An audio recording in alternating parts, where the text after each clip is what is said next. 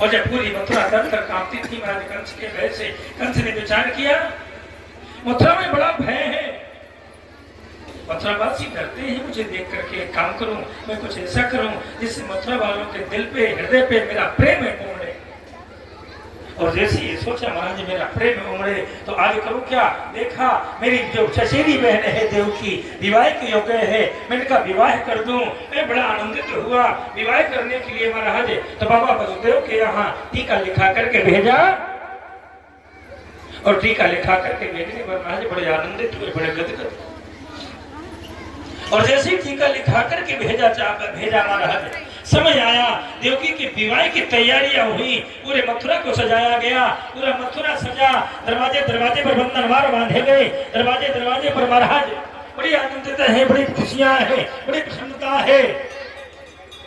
बारात आई थी, सुंदर वेदरीति से कुलरीति से विवाह हुआ था। विवाह होने के बाद बड़े आनंदित थे। कंस महाराज विदा के समय पर रथ पर बैठकर विदा करने गया था, और जैसे विदा करने गया महाराज बीच पथ पर, बीच मार्ग पर आवाज आई, आकाशवाणी हुई, गर्जना हुई थी आकाश से महाराज। भीषण गर्जना हुई, उस गर्जना ने कहा था महाराज क्या, बोले पथ प्रहीण में कंस माता। अरे कंस, जिस बहन को तू इतने दुलार से प्यार से भेजने जा रहा है ना, इसी बहन का 8वां गर्भ तेरा काल बनेगा। उस आवाज ने कहा, बोले ओ कंस कंस मत फूल फूल, यह फूल तुझे को मैं लाए। अब विश्वास रहे बस यही फूल, जिस बहन को तू दुलार में भरकर भेजने जा रहा है, इसी का 8वां फूल, इसी का 8वां गर्भ।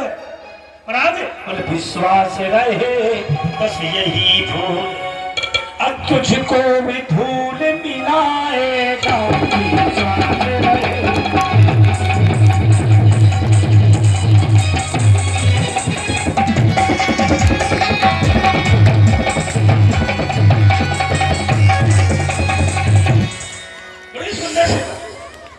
और जैसे महाराज आकाशवाणी हुई, आकाशवाणी ने कहा कंस बलवान है, सहन नहीं हुआ।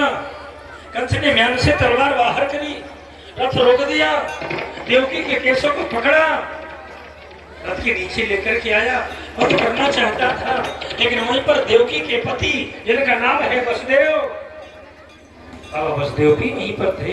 बाबा वसुदेव ने विचार किया भले ही अभी तक कंस की बहन हो, लेकिन आज महाराज उसकी बहन भर नहीं, आज महाराज मेरी पत्नी है, मेरी अर्धांगिनी है, साथ फेरे लिया है, महाराज भावरे पड़ी है। महाराज पति का एक नियम होता है, क्या महाराज पति का नियम होता है महाराज अपने प्राणों की बाजी लगाकर अपने पत्नी की रक्षा करना, ये नियम होता है। महाराज बाबा वसुदेव पहुंचे कंस के पास और कहने लगे, बोले भैया तू तो बलवान है, और अगर तू बलवान है, बोले सकथम भगनी हन्यातो, हाँ सकथम भगनी हन्यातो अयुद्धा। मेरी बात तो बहनों पर, अबलाओं पर, बेटियों पर, स्त्री जाति पर हाथ नहीं उठाया जाता, और फिर तू तो बलवान है, तुझे तेरी बहन से कष्ट है? बोले नहीं। फिर तू किससे है? बोले देवकी के 8वें गर्भ से। बोले मैं भी एक कुमार हूं, तुझे देवकी के 8वें गर्भ से कष्ट है, और मैं आज प्रतिज्ञा लेता हूं देवकी की जितनी संतानों का जन्म होगा मैं करूंगा क्या, मैं सबरी संतानें तुझे समर्पण कर दूंगा। इतना बड़ा त्याग, इतना बड़ा साहस, प्रत्यात कुमारो। हाँ बाबा वसुदेव ने कहा है, और वहीं पर कंस ने बाबा वसुदेव और देवकी दोनों को महाराज बंधन से मुक्त कराया। दोनों चले, समय आया, पहले बेटे का जन्म हुआ, वसुदेव जी लेकर के आए। कंस ने देखा, दुलार में भरकर मैं मामा हूँ, ये भांजा है, इसे नहीं बदलो, इसे ले जाओ, इसका वध नहीं करना।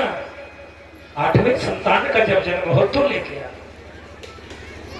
कंस ने जैसे कहा बाबा लेकर के चले, और जैसे बाबा लेकर के चले महाराज बड़े आनंदित हुए। और जैसे राजा आनंदित हुए, गदगद हुए, बड़े प्रसन्न हुए महाराज, आनंदित होकर के, प्रसन्न होकर के, तो पता है बाबा नारद का आगमन हुआ। बाबा नारद ने देखा ये कंस है, अगर इसी तरह के बच्चों को छोड़ता रहा तो पता है समय बहुत लग जाएगा, मैं करूं क्या। बाबा नारद ने जाकर के कंस के दरबार में बैठे, जाकर के बाबा ने गोलाकार हाथ धोती ने खींच दी और कंस से कहा, बता कंस अगर पहली से गिनोगे तो 8वीं ये है और 8वें से गिनोगे तो पहली ये है। कंस समझ गया महाराज, सैनिकों को भेजा, देव की वसुदेव को लेकर के कारागार में बंद कर दिया और खुद गया, पैर पकड़ा उस बालक का, छोटे से पत्थर में पटका, प्राणों का अंत हो गया। 1 नहीं, 2 नहीं, 3 नहीं, 4 नहीं, 5 नहीं, 6 बेटों का वध कर दिया। 7वें का नंबर आया, गर्भ में 7वां बालक था। परमात्मा को पता चला मेरे भाई का महाराज बलराम का शेषावतार का आगमन होने वाला है। योग माया को बुलाया, योग माया चल करके आई। कन्हैया ने, परमात्मा ने कहा क्या? बोले गच्छ देवी ब्रजम भद्रे अगोप गोभिर अलंकृतो। कैसे? बोले रोहिणी वसुदेवासो, बोले भार्या आस्ते नंद गो। बड़ी प्यारी सी बात है। गच्छ देवी ब्रजमंडल में जाना है।